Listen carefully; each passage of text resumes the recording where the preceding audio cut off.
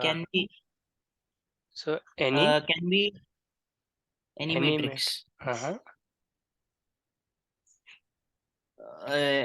So any M cross N matrix over field F is basically can be reduced to a row reduced matrix. So it is equivalent to a row reduced matrix.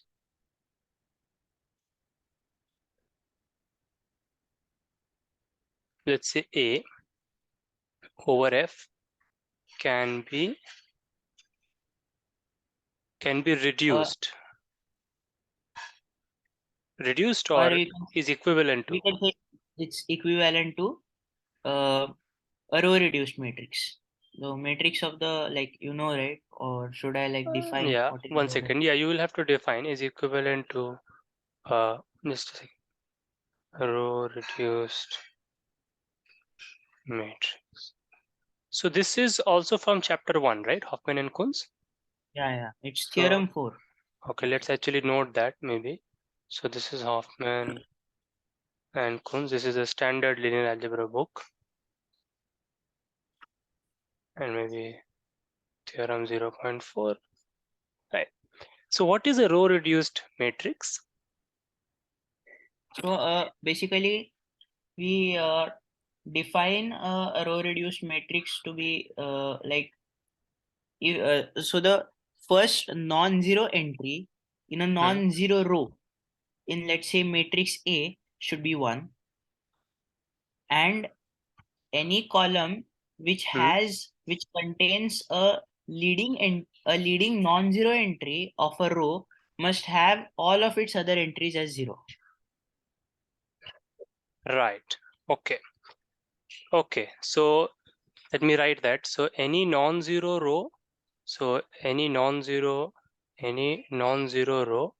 Or let's just write some example, right? That will be good enough. Yeah. So Yeah. for example, Let's we can say have 0, something 0. like, yeah, I'll just write an example and then can tell me where we need some correction to make it row reduced if it is not row reduced.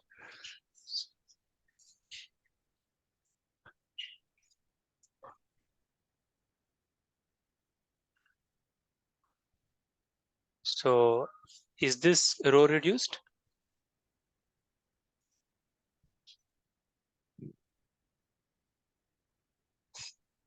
Yes, I think it's row reduced. Uh, hmm, Because row wise, all the non-zero leading entries are ones, one. and column wise, if we no Column no no wise, no no so column wise there is this problem. this problem. So you are saying that this should be 0. Yeah, Okay. this should be 0 or 1 should be 0, whatever. Right. That's correct. But Okay. if 1 is 0, then there is another problem in column 3. Yes, right. That's correct. But then can you give me some, like, have you formed some motivation of why this definition is there? Yeah, so the motivation is like when we just solve linear equations. Huh? Uh, Okay. so Let me write like x1, x2. Is it okay? x4, let's x5. say let's say we are solving a homogeneous linear equation, so which equals to 0 0 0 0 0. Okay.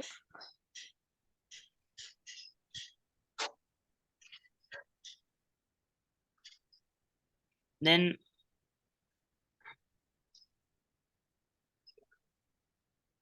so I guess that this is like much easier to get solution, right? Like the trivial solution you can easily uh like see the trivial solutions. For example, if the solution if some solution if x1 is 0, then you can easily see this if you are expressing it in this form.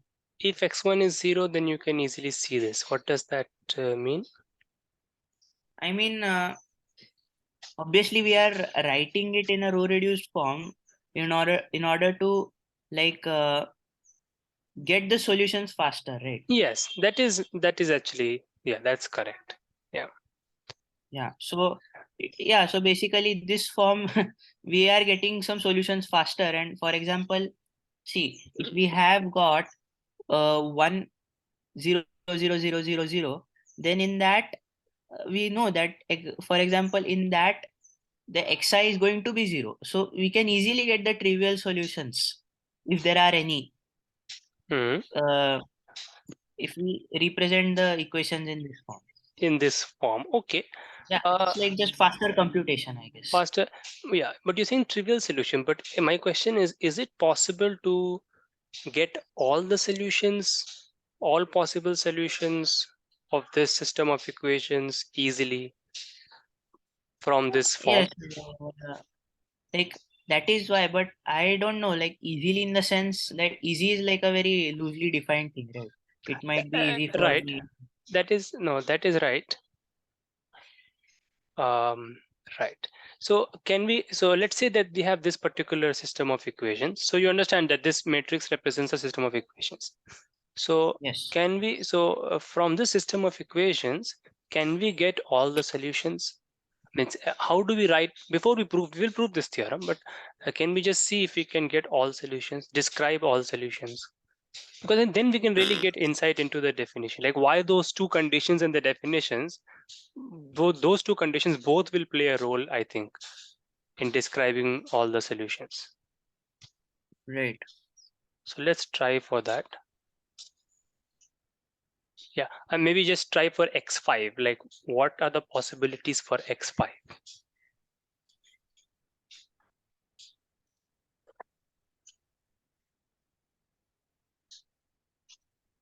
Mm,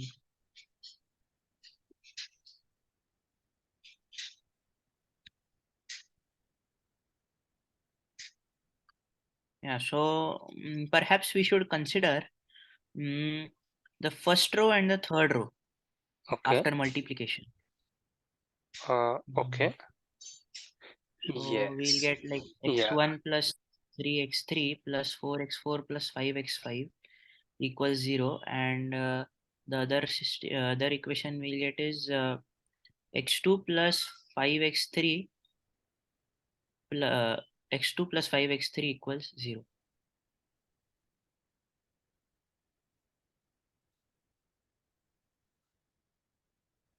Yes. Yeah, and yeah, other So two equations we can ignore. Yeah. yeah, so what- so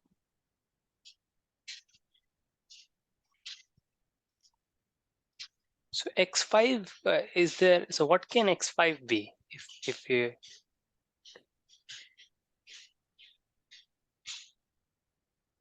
well, x5 can be anything, right? that's what I'm like. We are Yeah. again down to elimination or something like that. Down to elimination. No, I would say that x5 can be anything because just from the equation, right? There's really nothing for x5, Yes. right? Or later on we will see that. Means just now we will see that. Okay, let's first just write that. So x5 can be anything.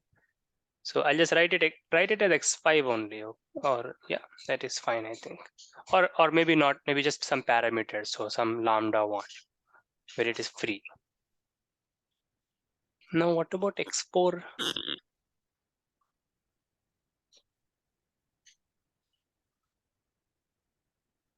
X4 also can be anything.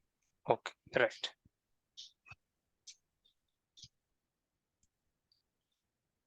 Now what about x3?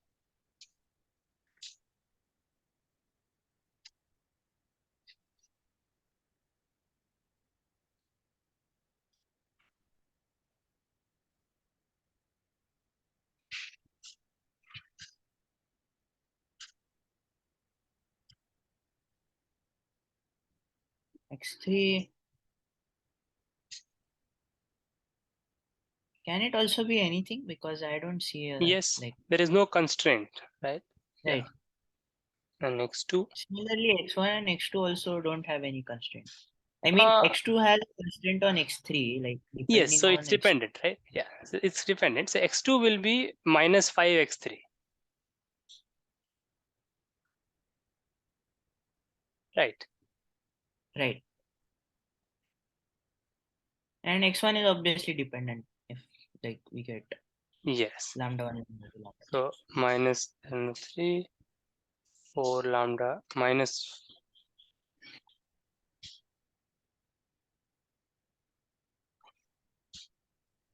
So this is what, and in this way we have written down all solutions. Right. Yeah, and you see that we have used the simplicity of the row reduced form. Right. Right? Like these two things, which are called pivot variables. Yeah. So the word is pivot variable, but you also understand the definition. The first non-zero element in the non-zero row in a row reduced form. These are the only two dependent variables. The others are all free. Right. And you can imagine that will always be the case in any row reduced form. Right. Right? Right. I'm just trying to convince myself as well. Yeah, those which I'm are just saying not. that Huh? this is like motivation is right, correct, but this easy thing is a bit relative, right? Some people might find it easy, some people might not like. Yes, I agree to that. But in a way, it's like just from the, it's like if you just look at this and you can tell the solutions almost, Right. right? I mean, it's like all So the, even all the numbers are in front of us. We don't even have to do any calculations in a way if you think about right. it. In a So sense. basically, like we can formally do something in the sense, like for example, I have a system of equations. Right. So, for example, I have a system of equation and I have to solve that system. So, Hmm. without matrix and everything, I first of all like try elimination process, right? Hmm. Balancing out, canceling out. So, basically, I like multiplying. So, basically, I am trying to do row operations, all Yes, right? yes, Kind basically of. that's what we are doing. Yeah. And so basically for each row operation I say it's a, so when I do a row operation I say I do one step. So if I am requiring less number of steps, then I will say that this is easier to solve than that system. So in that way, if we can formulate that solving from row reduced thing will have lesser number of steps. Yeah, zero. In a way, it is zero. I mean, in a way, we are making zero additions and multiplications, zero arithmetic operations. Right, right, In that way, I think that is one way. There are other ways, which maybe when the time comes, context, then I'll be able to say. Right now, I will also not be able to say properly. There are other ways in which it is easy, in a way that from a row reduced echelon form, you get a unique solution. I mean, anyways, we'll say that when the time comes. There are many other ways in which it is, like the dimension of the solution. There is those kind of things, concepts. They can all be read off directly. Okay. So, right. but is it? But are you convinced that the variables which don't occur as pivots, they are free? Means, right? Yeah. Yeah, they are free. Yes, they are. Yes. Right? Yeah. That's okay. Cool. Now, uh, now let's just get back to proving this. Otherwise, yeah. So then that's okay. Yeah, and it is also important that when this variable is free, then its column is completely zero. The other, sorry, it's if this is a pivot variable, then its column is completely zero. Because imagine if this was not zero, if this was 5, right? Then it would sort of unnecessarily depend on it, right? Right. I mean, because we could actually get a simpler system where the 5 is 0. Maybe that's the easy way to say. Yeah. So in their ways. Yeah. Okay. So let's remove all this. And you have already proved that So the solution doesn't change. right, last in the last class we defined the concept of basis, right? Yes. So these pivot variables, like the rest of the things which are not the pivot variables, Mm-hmm. they kind of form the basis for the pivot variables, right? Yes. Yes, they form a Here, basis for the pivot variables. Yes. yeah, you are generating all of them as a linear combination of the non-free variables, like the No, sir. The free variable. Three variables, yes. So can you write this as a linear combination of three vectors? We have Since you written already it, right? yes, actually, yeah, in a way you have already written it, Yeah. but we have sort of written the whole thing. Yeah, okay. So if what I'm asking for is, yeah, it's already written, but Like, just so to -3, -4, -5. yes, you understand what I'm saying, right? Yeah. Yes. So it's a linear combination of these. Right. That much I can like last class was like a motivation into what's coming. So I am able to join the things which I'm learning right now from the last class linearly. Yeah, that's good. Yeah, that's a usefulness. And so it's and so you can also say now that since because these three are linearly independent, that's another thing, right? Yeah. Always you will get linearly independent solutions in this way because our free variables are in different coordinates. And so you know that the dimension of the solution space is 3. Right. Right? Okay. So maybe write that as dimension of S is 3. We have proved that now. And you see this 3, that the fact that the dimension is 3 can be directly read off without actually knowing the solutions. Because you see there are only two linearly independent is that the correct way to say it?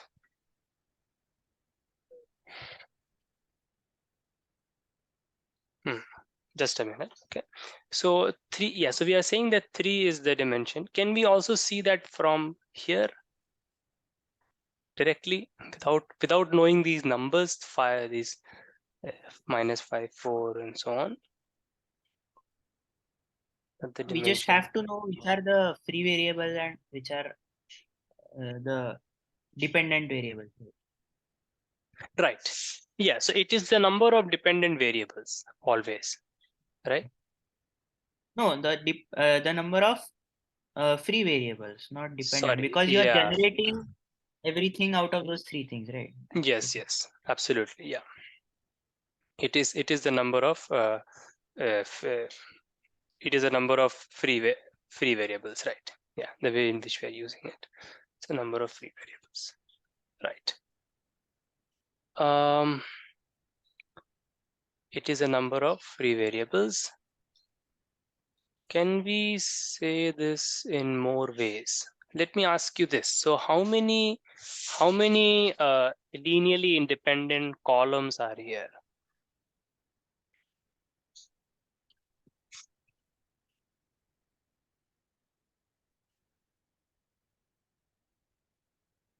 Means what is the yeah, so what is the maximum number of linearly independent columns? So if you treat these columns as vectors, then what's the largest linearly independent set in that? Like linearly independent, can you again define it? Because Yes. So like you have these 4 vectors, right? So this is v1, right? This is v2, this is v3, this is v4, and this is v5. So I want a subset which is linearly independent, which means that no linear combination is equal to 0. Like v1 and v2 are linearly independent. Right? right. So no, okay, so no linear combination of this v1, v2, v3, v4, v5 is 0. No, that is because that is not true. But among these 5, what's the largest subset you can pick, which is linearly independent? Okay. So Right? linearly independent means that linear combination should not be 0 Should for. not. Yeah, for any C1, C2. Yeah, No, I got linear combination means I got what you mean. right. Mm, And you can see that is 2. Right? Wait. Mm, Like you're saying the first two, v1 and v2. Like first 2 are certainly linearly independent. Is there a third one which is also linearly independent with these 2? Like, can you extend this to a third No, vector? You no, I cannot. don't.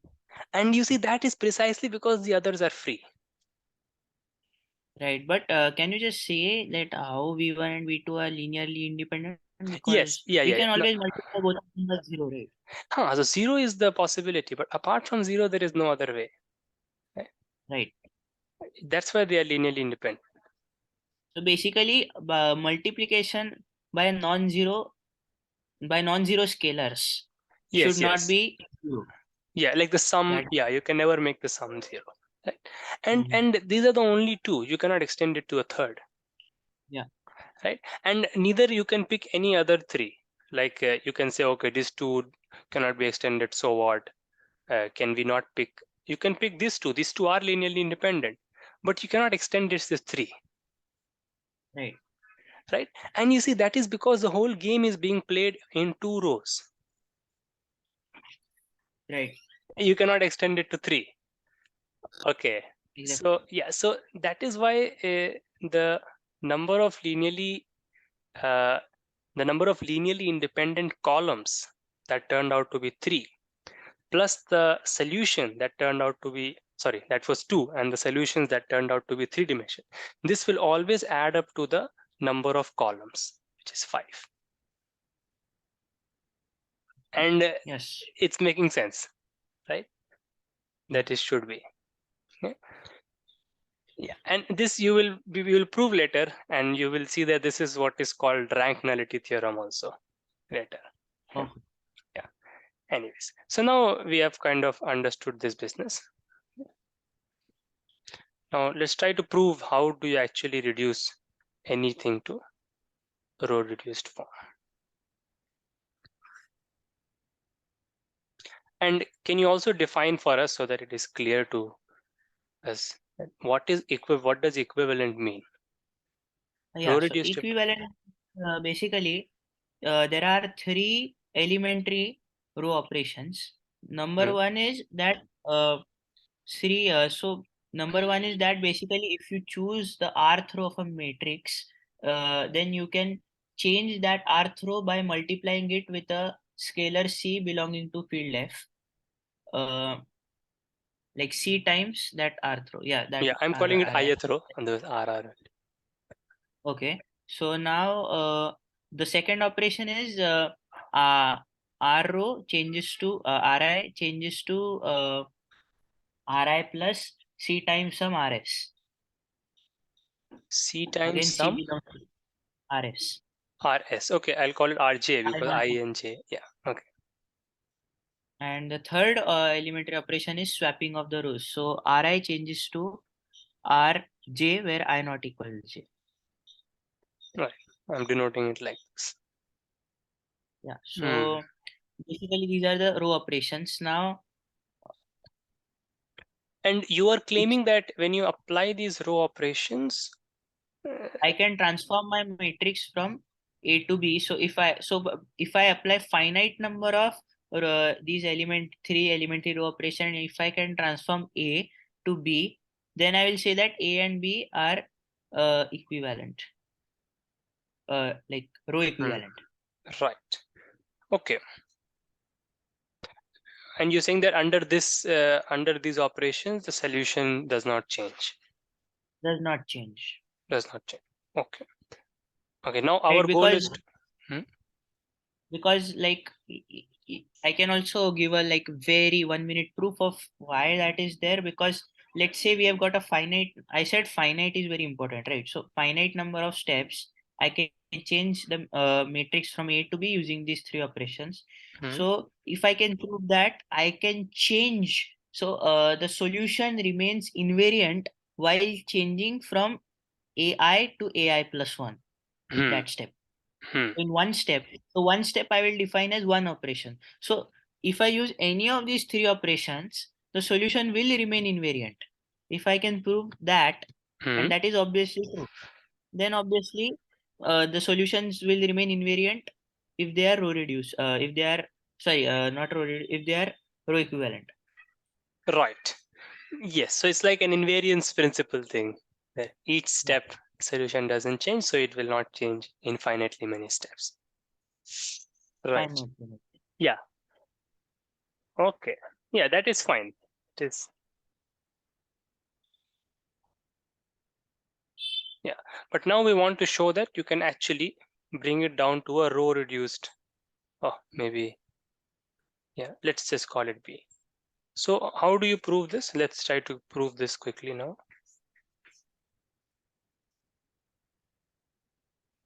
So that is what I was also thinking, like some kind of algorithm or make it. Yes, it should not be difficult, right?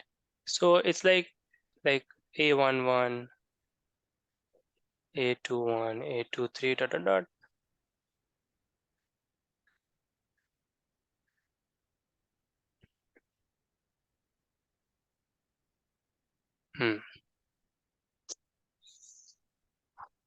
What am I doing?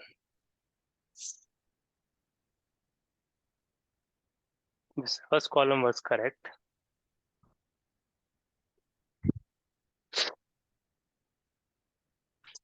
One second.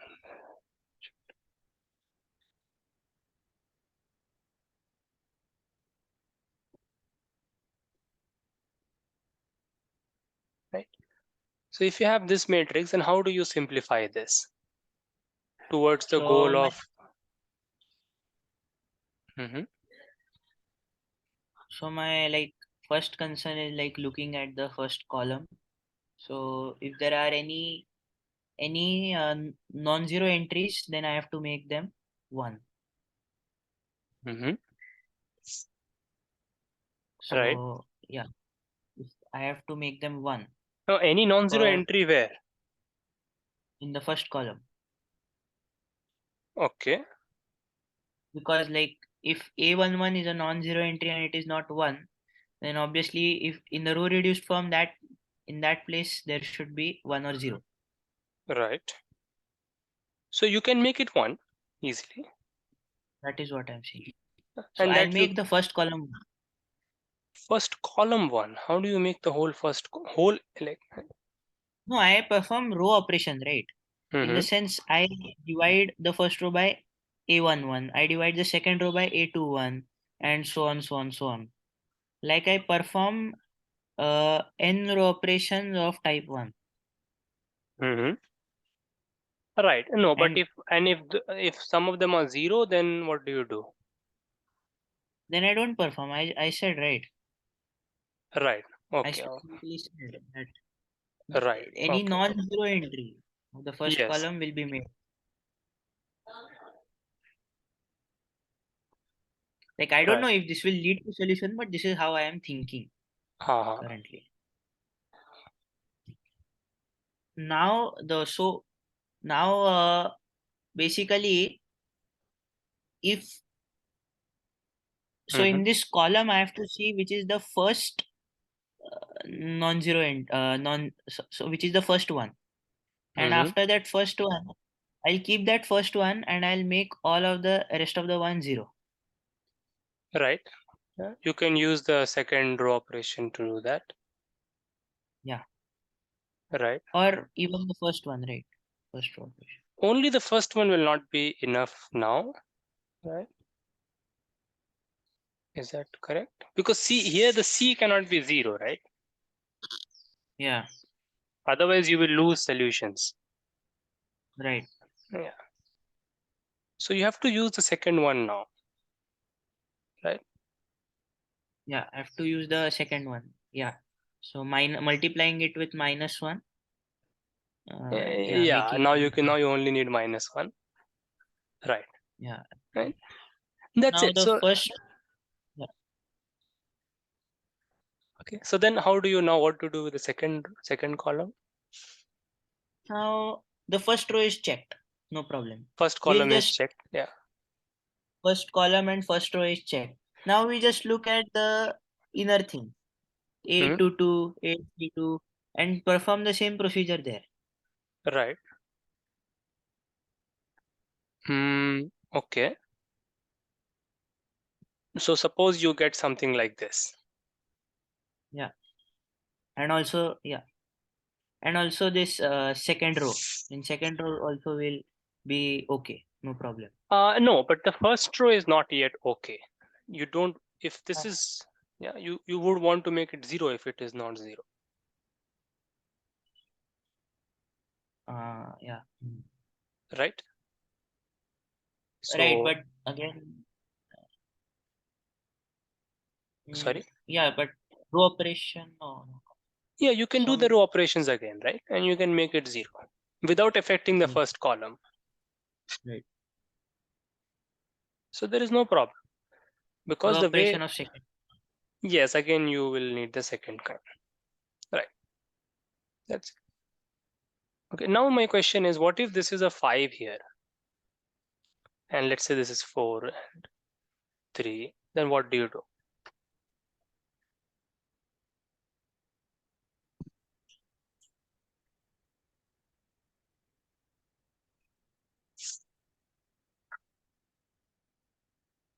So in the second column, Mm-hmm. so sorry, second row, Mm-hmm. I will make that 5 as 1.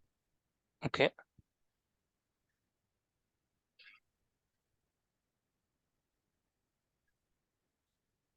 And now I will make that 4 as 0 and 3 also as 0 by performing row operation of second kind.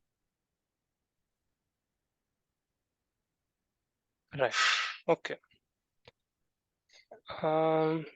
And why is the second column not affected? Because we had zeros here. Yeah. Right. Okay. So in this way we can like get a row reduced matrix. Right. This is okay, right? Yeah. And like, for example, if this was 0, then you could not have made these 0. Then you would have to leave though that column almost as it is. Yeah. Yeah. So let us just check this thing. If this was, so let's say that this was 5 and this was 3. Yeah. And But then I don't require to change anything, right? Because yes, this is not violating any conditions of row reduced form. yes, that is right. Um, yes, absolutely. That's correct. There is no problem. But suppose if we had some situation like this.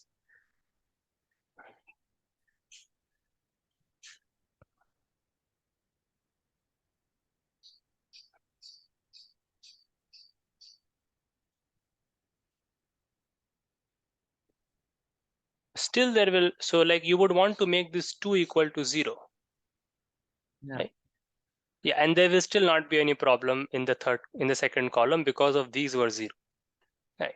Right. So yeah, so what I'm realizing is the column which has the 1, making the entire column 0 is very important, Yeah.